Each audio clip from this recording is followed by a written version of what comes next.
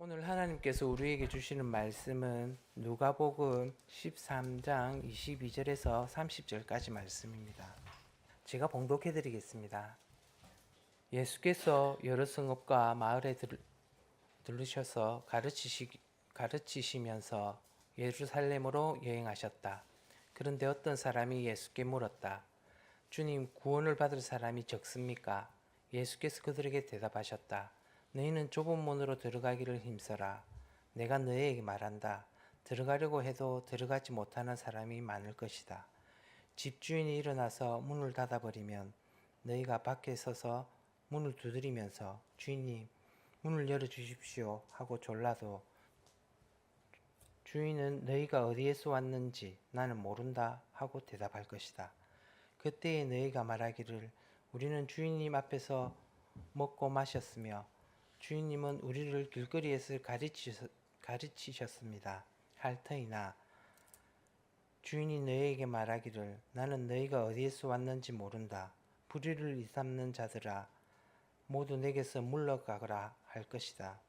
아브람과 이삭과 야곱과 모든 예언자는 하나님 나라 안에 있는데 너희는 바깥으로 쫓겨난 것을 너희가 보게 될 때에 거기서 슬피 울면서 이를 갈 것이다.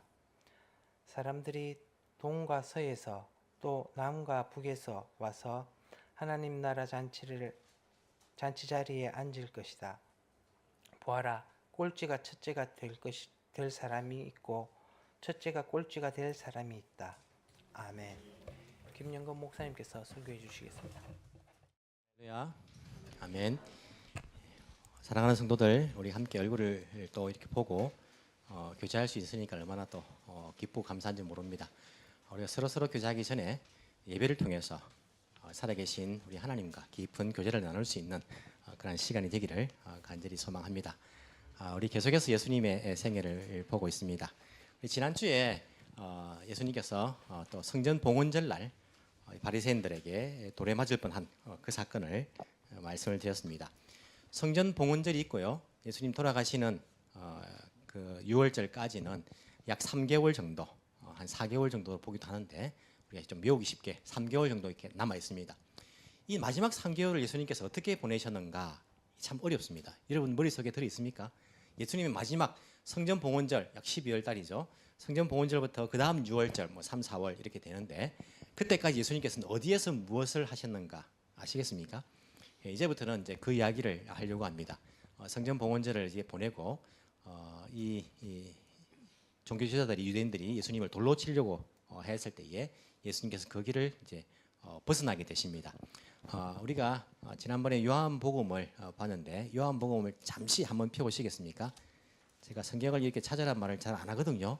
왜냐하면 저도 옛날에 예배 드릴 때 자꾸 성경을 찾으니까 죄송합니다만 좀 귀찮더라고요. 본문을 봐야 되는데 오늘 본문을 봐야 되는데 자꾸 넘기라니까 손가락을 끼워서 보기도 참 힘들고 근데 이제 오늘은 좀 필요하니까요. 제가 오죽하면 보러 가겠습니까? 요한복음 10장을 잠시 한번 오늘 말씀을 이해하기 위해서는 우리가 더 중요한 부분이니까 요한복음 10장 39절을 한번 보시기 바랍니다. 그 앞에 있는 구절은요. 성전 봉헌절 지난주에 본 그러한 구절입니다. 성전 봉헌절 날 예수님께서 또 이 사람들에게 돌에 맞을 뻔했던 그 사건을 기록을 하고 있죠. 그리고는 39절에 그들이 다시 예수를 잡으려고 하였으나 예수께서는 그들의 손을 벗어나서 피하셨다. 사람들이 포위를 했는데도요. 예수님은 피하실 수 있는 능력이 있으십니다. 아직까지 죽을 때가 아니기 때문에 예수님께서는 피하십니다. 40절 예수께서 다시 요단강 건너쪽 요한이 처음에 세례를 주던 곳으로 가서 거기에 머무셨다. 자, 성전 봉헌절이 있고 난 다음에 3개월 동안은요. 어디로 가셨습니까? 요단강 건너쪽 요한이 처음 세례를 주던 곳으로 가신 거예요. 예수님께서는 어디서 세례를 받으셨습니까? 그곳에서 세례를 받으셨습니다. 누구에게? 세례 요한에게. 처음 세례를 받았던 그 장소로 예수님께서는 마지막에 가신 겁니다. 예수님께서 공생애를 하실 동안은요. 세례를 받으시고 공생애를 시작하시는데 이때까지 이쪽 지역을 사역하신 적은 없습니다. 성경에 나오지 않습니다. 여기 이 지역을 뭐라고 하냐면 요단강 건너편 지역이거든요. 동편. 지금 요르단 이제 지역이죠. 그쪽 지역을 뭐라고 하냐면 이 당시에 베레아 지역이라고 이렇게 말합니다. 베레아 지역 비방입니다. 베레아는요 성경에 보시면 두 군데가 나오는데 사도 바울이 전도했을 때에 마게도니아 즉 이제 유럽이죠. 지금의 그리스 지역으로 넘어가서 이렇게 복음을 전할 때에 참 신사적이었던 사람들 그쪽 지방이 베레아라고 이렇게 기록되어 있습니다. 한글로는 이쪽 지역은 베레아로 되어 있고 그 유럽에 있는 그 베레아는 베레아라고 이렇게 이제 기록되어 있는데 뭐 발음을 보면 비슷하죠, 그죠? 베레아 지역이 두 군데가 있는데 헷갈리지 마시기 바랍니다. 예수님께서 처음 세례를 받으셔가지고 마지막 3개월을 보내시는 그 지역이 베레아 지역입니다.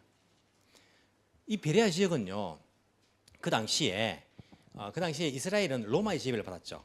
로마의 지배를 받는데 로마 황제가 직접 와서 지배한 것이 아니고 총독을 보내든지 아니면 로마 황제에게 인정을 받은 임명을 받은 그 뭐 분봉왕이라죠. 왕이 다스리든지 이런 두 가지 방법이 있습니다. 이스라엘을 이 남쪽 유다 지방 예루살렘을 중심으로 유다 지방은요 이 로마에서 직접 총독이 파견 데가 다스렸습니다. 그 총독의 이름 누굽니까? 본디오 빌라도라는 총독이 이제 그를 다스렸어요. 로마 황제를 대신해서. 북쪽 갈릴리 지방은요 누가? 헤롯 대왕의 아들인 헤롯 안티파스가 북쪽 갈릴리를 중심으로 그 지역을 다스리고 있었어요. 로마 황제에게 임명을 받아가지고. 베레아 지역은 이 북쪽 갈릴리를 다스리는 헤롯의 그러한 지역입니다. 예수님께서 방금 예루살렘에서 성전에서 돌에 맞아 죽을 뻔 하셨는데 그 자리를 피하셔가지고 베레아 지방을 오신 거예요. 자, 그러면 바리새인들이나 유대인들이 예수님을 잡아 죽일 수 있습니까?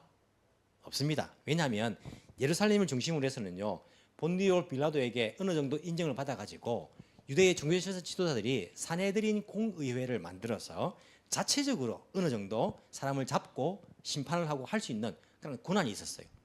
하지만 북쪽 갈릴리 지역은 어떻습니까? 헤롯 왕에 의해서 그것이 이루어진 거예요. 헤롯 왕의 제가가 없으면요 할 수 없어요. 예수님 잡을 수 없습니다. 그러니까 베레아 지역은 그나마 조금 안전한 지역이다라고 할 수 있어요. 그래서 이런 보시면 오늘 누가복음에 죄송합니다. 왔다 갔다 해서 또 왔다 갔다 할 건데 누가복음에 우리가 13장 30절까지 읽었죠. 31절에 보시면 바로 그때 몇몇 바리새파 사람들이 예수님을 따라다녔습니다. 잡아 죽이려고.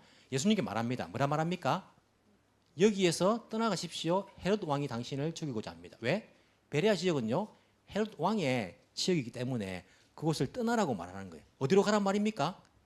유다 지역으로 가란 말입니다. 유다 지역 가야지 바리새파 사람들이 예수님을 어떻게 할 수 있습니까? 잡을 수 있으니까. 이 베레아 지역은 헤롯의 그러한 다스리는 지역이었다라고 생각하시면 되고 마지막 3개월을 이 베레아 지역 처음 세례받은 곳으로 가셔가지고 그렇게 사역을 하시는데 근데 3개월을요 거기에만 계신 건 아니에요.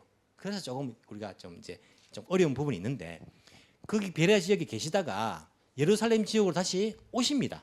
왜 오시냐면 마르다 마리아 나사로가 심각한 병이 들어가 아파 죽을 지경이 되었다라는 소리를 들으시거든요. 예수님께서 다시 예루살렘 지역으로. 왜냐하면 마르다 마리아 나사로가 사는 지역은 예루살렘에서 2km밖에 안 떨어진 베다니 지역이니까 예루살렘 지역이에요.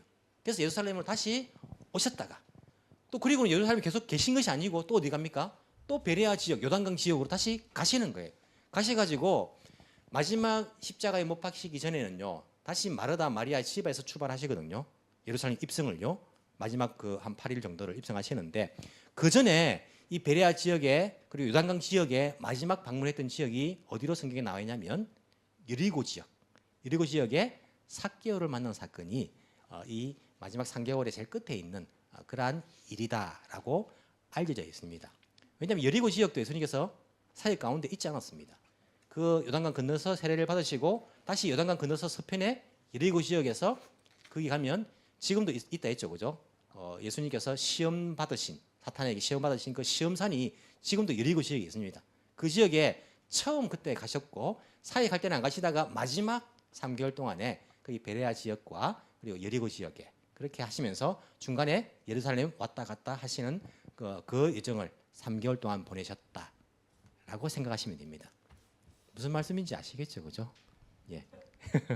자, 베레아 지역에서 자꾸 듣다 보면 알게 됩니다. 한번 들어가시면 까먹어요. 까먹게 되니까. 베레아 지역에서 예수님께서 말씀을 전하시는데 베레아 지역의 사람들은 예수님의 말씀을 듣고 믿었을까요? 안 믿었을까요?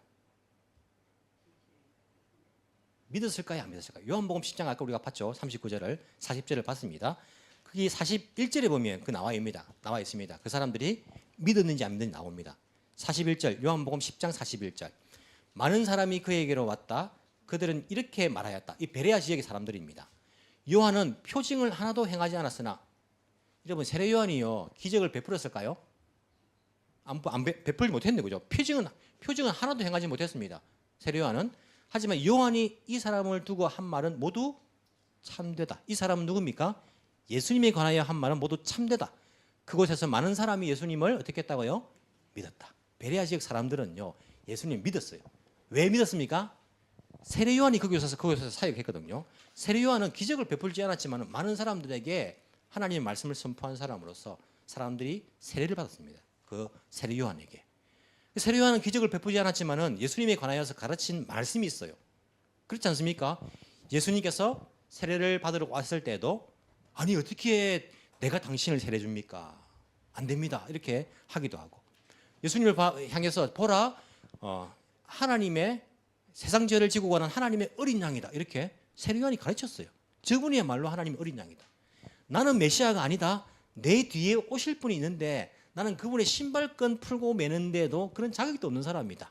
라고 하면서 예수님에 관하여서 세례 요한이 가르치는 말씀이 있었는데 이 지역 사람들이 예수님께서 마지막 사역하시면서 오셔가지고 가르치시는데 그분의 기적과 가르침을 듣고 나니까 세례 요한의 말이 진실이구나 사실이구나 하고 알고는요 예수님을 메시아로 믿게 된 거예요. 베레아 지역 사람들은요 예수님을 많이 믿게 되었다라고 말합니다. 그리고 요한복음 11장에 나사로가 이제 죽게 된 이야기가 나오죠. 다시 누가복음 오늘 읽은 본문 13장으로 돌아옵니다. 13장 22절부터 우리가 봤는데 예수께서 여러 성읍과 마을을 들르셔서 학자들은요 이 성읍과 마을은 베레아 지역으로 그렇게 보고 있습니다. 가르치시면서 예루살렘으로 여행하셨다. 이 예루살렘 여행길이 나사로를 살리기 위해서 예루살렘으로 올라간 길이라고 학자들은 생각을 하고 있습니다. 즉 베레아 사역 가운데에 예루살렘을 향하시면서 여러 마을과 여러 성읍을 다니시면서 가르치실 때 그때 그 시점에 일어난 사건으로 오늘 본문을 보시면 되겠습니다. 자, 그때 어떤 일이 납니까? 23절 어떤 한 사람이 예수님께 묻습니다. 뭐라고 묻습니까? 주님, 구원받을 사람이 적습니까? 라고 묻습니다. 자, 이 사람들에게 구원이라는 것은 어떤 의미일까요? 지금 우리 구원은요 죄로부터 우리가 용서함을 받고 죄로부터의 구원이에요. 그래서 하나님 나라는 죄가 있으면 못 들어가니까 그 하나님 나라에 들어갈 수 있는 그것이 구원이라고 생각합니다. 하지만 이 당시 유대인들은 어떤 것을 구원이라고 생각했을까요? 구원받는 사람이 적습니까? 물어보니까 예수님께서 그 구원을 어떻게 말씀하십니까? 하나님 나라에 들어가는 것으로 말씀하십니다. 자, 하나님 나라에 들어가는 것이 어떻는가에 대해서 보시면요 28절에 하나님 나라 안에 있는데 하나님 나라 잔치 29절 하나님 나라 잔치의 자리에 앉을 것이다. 뭐 이런 이야기를 하시면서 구원이라는 것은 하나님 나라에 들어가는 것으로 그렇게 이해가 됩니다. 예수님의 답을 보시면요. 그래서 이 당시에 유대인들은 구원이라는 개념은 하나님 나라에 들어가는 거예요. 최종적으로 마지막에 하나님 나라에 들어가게 될 그것을 이들은 구원이라고 그렇게 이야기합니다. 니고데모도 예수님께 와서 궁금했던 것이 무엇입니까? 그가 묻기 전에 예수님께서 알고 말씀하시죠.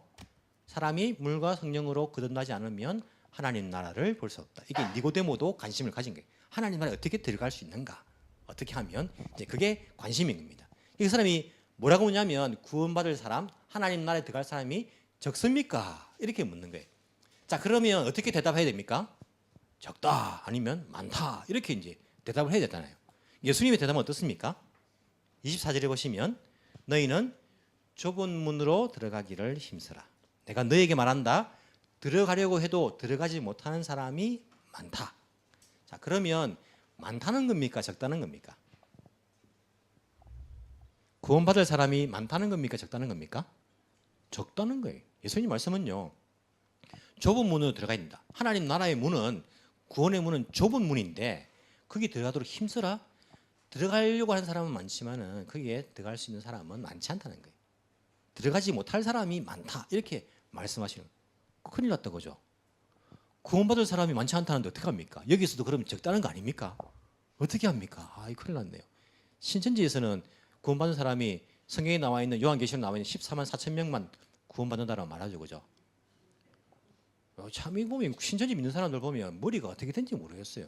지금 신천지 믿는 사람들이요 20만 명이 넘어갔어요. 14만 4천 명이 넘어갔단 말입니다. 그래서 뭐라고 하는지 아십니까? 14만 4천 들기 위해서는 우리가 열심히 훈련해내가지고 시험 쳐요, 시험. 그게 들기 위해서 지금 막 시험 친다고 막 더 헌금 많이 해야 되고 더 뭐 공부해가지고 막 가르침을 막 받아야 되고 시험 치고 있는 거예요. 14만 4천 명이 들어가기 위해서. 멍청하죠. 왜냐하면 14만 4천 들어가기 위해서는요 전도하면 안 돼요. 신천지는 전도하면 할수록 자기가 들어갈 수 있는 가능성이 더 줄어드는 거예요. 뿐만 아니고 14만 4천 명의 사람들 대부분 국적이 뭡니까? 한국 사람이라. 천국에는 한국 사람만 다 들어가는 것 같아요 보니까. 그것만 봐도요 신천지의 이 주장이 잘못된 거 너무나 이게 알잖아요. 너무나 어리석은 주장이잖아요. 그런데도 지금도요 전도하는 거 보면요 이율배반적이라. 전도하면 할수록 자기가 들어갈 수 있는 가능성이 줄어드는데 그 전도를 하고 다닌다니까요. 보면 좀 그죠? 아픈 사람 같아요 머리가. 예, 어쨌든 뭐 적다 예수님께서 그렇게 말씀하시는데, 하지만 예수님의 그 대답을 완전히 보면요 또 그것이 아닌 것을 볼 수 있어요. 29절을 보십시오. 사람들이 동과 서에서 또 남과 북에서 와서 하나님 나라 잔치 자리에 앉을 것이다. 동서남북에서 와서 하나님 나라 잔치에 앉을 것이다. 이 뉘앙스가 많다는 겁니까 적다는 겁니까? 많다는 거죠, 그죠? 우리가 적다는 표현을 동서남북에서 사람들이 와서 이게 말 안 하잖아요. 동서남북 각지에서 사람들이 와서 하나님 나라 잔치에 참여할 것이라는 것은 많다는 표현이에요. 그럼 적다는 겁니까? 많다는 겁니까? 적고 많다는 거예요. 왜냐하면 이 당시에 예수님께서 말씀하시는 이 당시의 상황을 봐야 됩니다. 예수님은 유대인들에 쌓여 있어요. 유대인 문화입니다. 유대인들이 묻습니다. 뭐라고? 구원받을 사람이 적습니까? 예수님께 말씀하시기를 유대인들은 적다는 거예요. 너희들은. 하지만 동서남북에서 온다는 말은 어떤 사람이란 말입니까? 이방인들 아닙니까? 이방인들은 많을 것이라는 거예요. 이 당시에 예수님 보시기에 예수님을 구세주로 영접하고 하나님의 문은요 예수님을 믿는 거 아닙니까? 그 문이 예수님을 메시아로 안 믿잖아요. 종교주의자들은 메시아가 아니다라고 결론을 내리고 많은 사람들이 그 길을 따르잖아요. 그러니까 그 당시에 너희들 이 문으로 들어가는 사람이 적다, 많지 않다라고 말씀하시면서, 하지만 뭐라고 말씀하십니까? 28절에 아브라함, 이삭, 야곱과 모든 예언자는 하나님 나라에 있는데 너희 조상들, 믿음의 조상들은 거기 있는 거예요. 예언자들, 선지자들도 있습니다. 하나님의 뜻을 선포하던 사람들. 하지만 너희는 쫓겨나게 될 것이다. 이 너희가 누굽니까? 유대인들. 선지자의 말을 듣지 않고 아브라함, 이삭, 야곱의 신앙을 본받지 않고 예수님을 메시아로 믿지 않았던 너희들은 적을 것이다. 밖에 쫓겨날 것이다. 하지만 동서남북에 있는 각 이방인들이 오게 될 것이다. 예수님께서 그 말씀을 하고 있는 것을 볼 수 있습니다. 이 말이 그렇지 않으면요 30절 말씀이 이해가 안 돼요. 보아라, 꼴찌가 첫째가 될 사람이 있고 첫째가 꼴찌가 될 사람이 있다. 왜 갑자기 이런 말 합니까? 왜 갑자기 이런 말 하십니까? 우리가 옛날 개정에는 먼저 된 자가 나중되고 나중된 자가 먼저 된다. 유대인들은 먼저 된 사람들이잖아요. 먼저 자기들 유대인들은 복음을 받은 사람들이고 먼저 하나님의 선민이잖아요. 먼저 예수님을 만났잖아요. 예수님을 가르침을 받았잖아요. 기적을 봤잖아요. 먼저 된 사람들이잖아요. 이 사람들은 어떻게 됩니까? 나중되는 거예요. 이방인들은 동서남북의 각 이방인들은요 나중된 사람들이잖아요. 예수님을 보지도 못했잖아요. 복음을 그냥 듣기만 했잖아요. 듣고 믿었잖아요. 하지만 이 사람들이 먼저 될 것이다 라고 예수님께서 말씀하시고 있는 것들을 볼 수 있습니다. 아주 가까이는요 베레아 지역 사람들, 나중에 복음을 예수님을 만났잖아요. 가르침을 받잖아요. 근데 많은 사람들이 예수님을 믿게 되잖아요. 먼저 믿은 사람들, 갈릴리 지방 사람들, 예루살렘 지방 사람들, 이 사람들은 예수님을 메시아로 받아들이지 않고 오히려 십자가에 못 박아라 외치는 그 외침을 우리가 알고 있잖아요. 가까이는 베레아 사람들, 또 좀 더 단계 나가서는요 이방인들이 먼저 될 것이다. 이런 말씀으로 우리가 예수님의 대답을 이해할 수가 있다는 것입니다.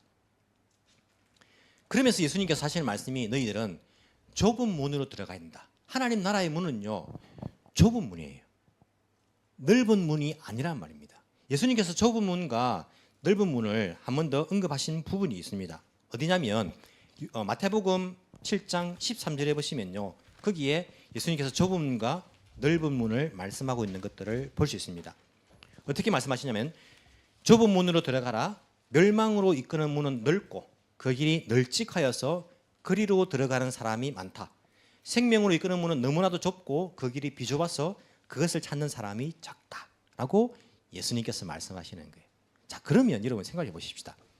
예수님 당시에, 예수님 살아계실 당시 이 말씀을 듣는 사람들 그 당시에 좁은 문은 뭐고 넓은 문은 무엇이겠습니까? 우리 이것을 알아야지 우리도 좁은 문으로 들어갈 수 있을 거잖아요. 이 당시에 좁은 문은 무엇이고 넓은 문은 무엇일까요?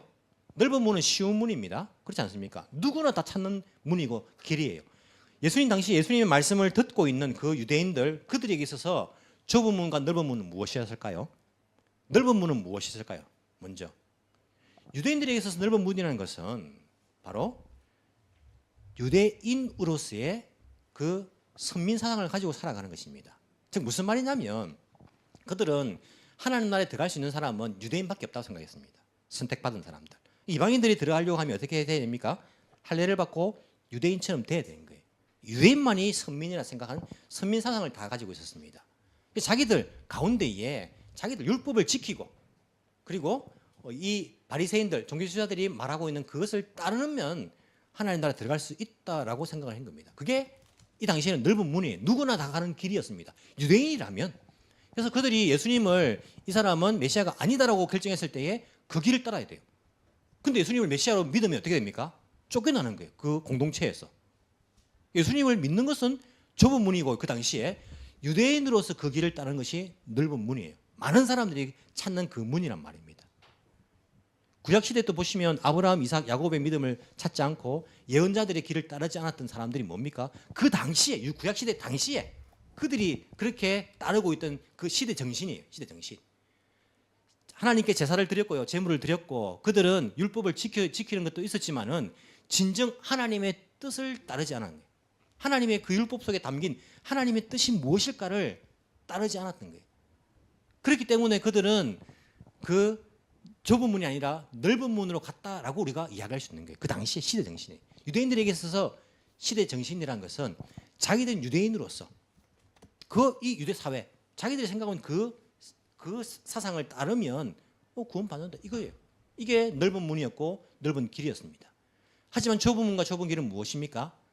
하나님의 뜻 아닙니까? 예수 그리스도 그분을 메시아로 믿는 것 그분의 가르침을 따르는 것입니다. 이게 좁은 길입니다. 이게 유대 사회에서 이 당시에 핍박받는 길이었어요. 핍박받는 길. 예수님을 메시아로 말하면요 쫓겨나는 출교당해요. 회당에서. 그리고 제자들도 핍박을 당하지 않습니까? 예수님을 따르는 길이 좁은 문, 좁은 길이었습니다. 근데 넓은 문, 넓은 길은요 조금씩 변화됩니다. 좁은 문, 좁은 길은 항상 똑같지만은 보십시오. 초대교회는 이 누가복음을 읽는 첫 번째 독자들이에요. 그렇죠? 누가복음서는 예수님 그 당시의 이야기지만은 이 복음서 누가가 쓴 복음서를 물론 읽는 것이 이제 총독인데 하지만 이게 보통 이제 이방인 그리스도인들이 누가복음서를 읽거든요. 독자로서 이것을 읽을 당시에 독자들은 초대교회 사람들이에요. 이런 초대교회 사람들에게 있어 가지고 넓은 문이라는 것은 무엇일까요? 넓은 길은 무엇일까요? 자, 복음이 전파됩니다. 유대인들뿐만 아니라 소아시아로 전파됩니다. 그리고 마게도니아 지역, 유럽으로 전파됩니다. 복음이 전파되는 거예요. 교회가 탄생합니다. 탄생하는데 그 당시에 수많은 사람들이 따랐던 그 넓은 문이라는 것은 무엇일까요? 그 당시에는 로마의 지배를 받는 거예요. 그래서 로마 황제를 숭배하는 길이에요. 로마 황제를 숭배 안 하면요 핍박받는 거예요. 다른 우상들이 있죠. 자기들이 믿는 우상들이 있어요. 우상들을 믿는 건 괜찮아요. 하지만 그 우상들의 가장 톱은 누굽니까? 자기들이 주님은 누구입니까? 로마 황제인 거예요. 황제 숭배 안 하면 안 돼요. 황제 숭배하는 것이 누구나 다 따르는 길이고 핍박하지 않는 길이고 이게 사회 속에서 살아갈 수 있는 로마의 식민지 안에서 살아갈 수 있는 유일한 방법입니다. 이게 모든 사람들이 가는 넓은 문, 넓은 길이에요. 초대교회 당시 때의 넓은 문과 넓은 길이라는 것은. 하지만 좁은 문과 좁은 길은 무엇입니까? 예수님만이 아도나이 주님으로 모시고 로마 황제가 주인 키리오스가 아니고 아도나이가 아니고 주인이 아니고 예수님만이 주님이 예수님만을 따르는 겁니다. 그분만을 믿고 다른 우상들을 숭배하지 않는 것 이게 좁은 문 좁은 길이에요. 그래서 초대교회는요 그것 때문에 핍박을 받는 거예요. 핍박을 당하는 것입니다. 아이러니하게 중세시대 넘어옵니다. 중세시대가 되면요 교회가요 넓은 문 넓은 길이 되어버렸어요. 중세시대 때는 정교 분리가 아닙니다. 정치와 종교가 일치입니다. 그래서 교회에서 교황에 의해 가지고 아니면 주교에 의해 가지고 교회 출교를 당하게 되면 사회생활 못합니다. 출교를 당하게 되면요. 그래서 심지어는요 왕까지도 그 교황에게 가서 뭐 간호사의 굴욕입니까? 세계사 배울 때에 무릎 꿇고 뭐 도계자 하지 않습니까? 출교 당하면 뭐 왕도 뭐 하기 힘드니까. 교회에 있어야지 소속돼 있어야지 사회생활 할 수 있어요. 교회에 있는 것이 넓은 문 넓은 길이었어요. 중세시대는요. 하나님의 뜻을 생각하지 않았습니다. 하나님의 말씀은 닫혀 있었어요. 일반 사람들이 말씀을 읽을 수가 없었습니다. 닫힌 성경이었습니다. 그 당시에 좁은 문은 무엇입니까? 하나님 말씀대로. 예수님을 믿으면 구원받는 그 길이 믿음으로 구원받는 이것이 좁은 문 좁은 길이었어요. 종교개혁자들이 외친 거 아닙니까? 그래서 그들은 핍박받았습니다. 잡아 죽이려고 했잖아요. 마녀사냥이라고 해가지고 불태워 죽이려고 했고 얼마나 핍박을 받습니까? 아이러니하게 중세시대 때는요 교회가 넓은 문 넓은 길이었습니다. 지금은 어떨까요? 지금은 어떤 게 넓은 문 넓은 길일까요? 이 시대를 지배하고 있는 그런 사상이에요. 많은 사람들이 선택하고 있는 길입니다. 이 시대는 무엇이 지배하고 있습니까? 돈이 최고다. 황금만능주의. 돈이 최고다. 모든 사람들이 그 길을 따르는 거예요. 돈이 최고다. 뭐니 해도 머니가 최고다. 돈이 최고다. 외모지상주의. 겉으로 보이는 것. 좋은 차 타고 뭐 좋게 꾸미고 좋은 집 살고 이게 최고인 거예요. 남들에게. 좋은 학교도 나오고 뭐 이게 외모지상주의. 성공주의. 인생에서 이 땅에서 성공을 해야지. 이것을 위해서 사람들은 막 그 길을 가고 있는 것입니다. 인본주의. 신은 죽었다는 거예요. 사람이 중심이지. 우리가 부처다. 다 사람들 다 각자가 다 부처다. 우리가 다 신이다. 라고 생각하면서 인본주의. 내가 하는 건 다 옳은 거예요. 뭐 동성애를 하든 왜 뭐가 잘못됐는데? 내가 좋아하는 거 하면 되지. 남에게 피해만 끼치면 되지. 인본주의. 합리주의, 이성주의, 과학주의. 성경은 과학적으로 맞지 않지. 자유주의 신학. 이런 인간적인 이런 생각들. 이것이 넓은 문, 넓은 길입니다. 많은 사람들이 그 길을 따르고 있어요. 그 문을 통과합니다. 왜? 그래야지 이 땅에서 잘 먹고 잘 살 수가 있어요. 많은 사람들이 그 길을 따르고 그 문을 들어가고 있는 것입니다. 이 시대는요. 그것이 바로 넓은 문, 넓은 길인 것을 알 수 있습니다. 심지어는요. 오늘날 교회 안에서도요. 넓은 문, 넓은 길 신앙을요. 선포합니다. 그렇지 않습니까? 교회 안에서 메시지가 어떤 메시지를 선포합니까? 신앙 안에서 부자 되는 법 이런 거예요. 어떻게 하면 우리가 뭐 부자가 될 것인가? 이것을 갖다가요. 특강하고 다니는 사람이 있어요. 뭐 재정 강의를 막 하면서요. 부자 어떻게 하면 부자 되는지 막 말하고 11조 많이 내는 사람 어떻게 되는지 막 강의하고 다니는 사람들. 그리고 교회 안에서 세속화되어 가지고 어떻게 하면 이 땅에서 성공하는지 그것을 선포하잖아요. 어떻게 하면 우리가 이 땅에서 잘 먹고 잘 사는지 그것을 메시지를 선포한다니까요. 뿐만 아니라 여러분 참 골치 아픈 게 뭐냐면 통일교나 뭐 구원파, 신천지 이런 것들은요. 우리가 이단인지 알아요. 조심합니다. 혹시 이단 아닐까? 신천지 아닐까? 조심하는데 건전한 교단이라고 인정받는 그 교회 안에서 선포되는 이런 이단적인 메시지는요. 홀딱 넘어간다는 사람들은요. 일본에도 보십시오. 건전한 교단으로 인정받는 교단들이 있어요. 그 가운데에 그 강단 안에서 자유주의 신학이 선포된다니까요. 예수님의 동정녀 탄생과 부활, 기적 믿지 않습니다. 성경을 선포하지 않아요. 그냥 윤리적인 이야기, 착하게 살자. 성경을 말하지 않습니다. 이게 일본의 가장 큰 교단이에요. 건전한 교단이라고 인정받는 그게 선포되고 있다니까요. 골치 아픈 거예요. 이단이면 차라리 경계하겠는데 건전한 교단인데 그렇게 하고 있는 인정받고 받. 한국 교회는 다릅니까? 한국 교회 건전한 교단으로 인정받고 있는 그 강단 위에서 선포되는 말씀을 보십시오.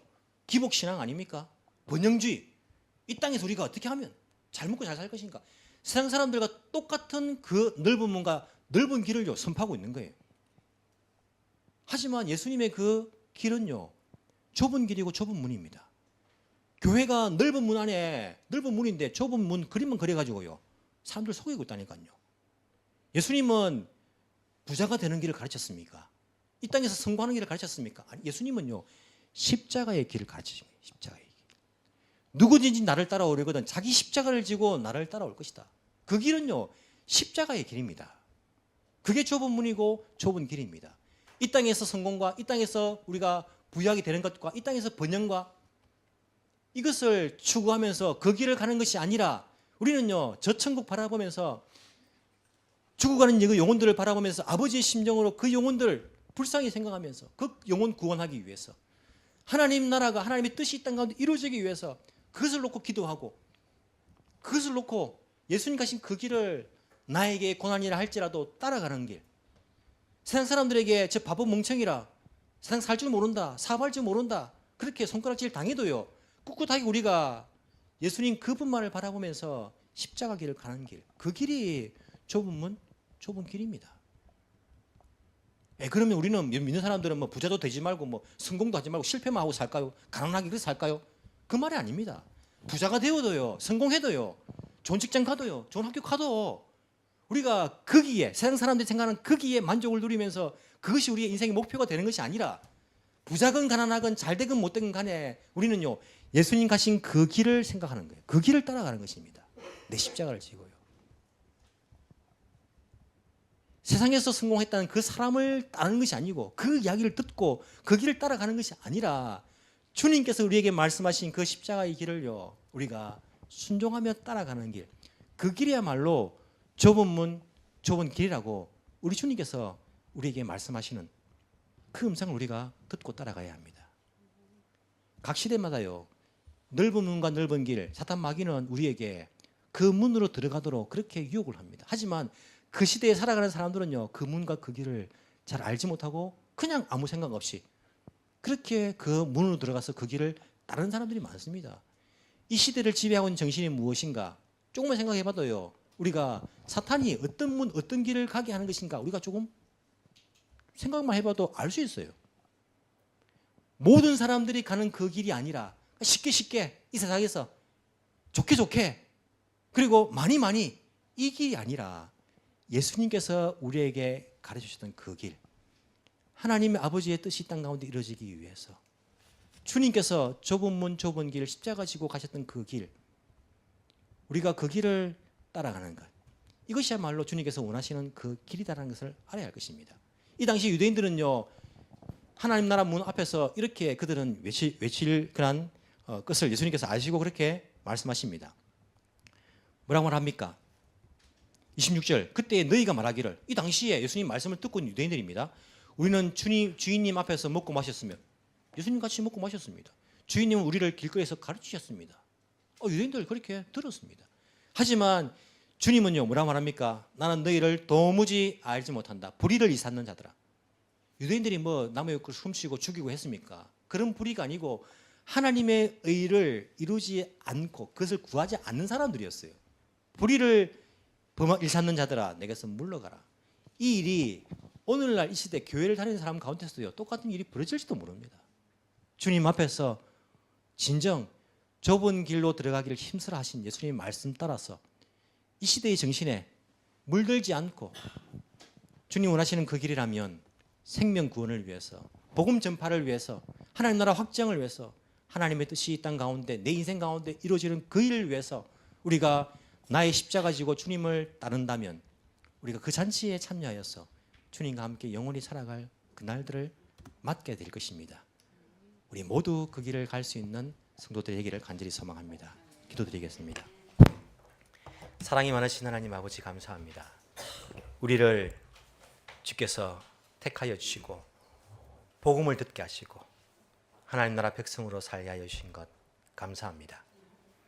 하지만 우리의 믿음이 바리새인들과 같이 너무나 매너리즘에 빠져가지고 아무런 감동 없이 그저 신앙생활, 형식적인 그런 신앙생활을 할 때가 있는 나 자신을 발견할 때가 있습니다. 주님, 우리를 불쌍히 여겨 주옵소서. 먼저 복음을 받았던 유럽과 미국, 지금 어떠한 길을 걷고 있는지, 나중에 복음을 받았지만은 아시아 같은 길을 걷고 있었는지, 혹시 또 우리 한국이 또 일본 땅이 먼저 복음을 받은 그 나라의 모습을 닮아가고 있지 않는지, 우리 개인들은 그러한 실수를 범하고 있지 않는지 우리 삶을 돌아보게 하여 주옵소서. 날마다 내 십자가를 지고 예수님을 따르길 원합니다. 좁은 문, 좁은 길을 가길 원합니다. 우리의 연약한 육신이 그 길을 가지 못하게 막을 때가 있지만 주님 우리에게 성령의 충만함과 성령의 인도함을 허락해 주시사 그 길을 갈 수 있도록 주께서 은혜 베풀어 주옵소서. 마지막 날 하나님 나라 그 문을 열고 들어가 그 잔치에 참여할 수 있는 우리 모든 성도들에게 주께서 복의 복을 더하여 주옵소서. 감사드리며 살아계신 예수님 이름으로 기도합나이다. 아멘.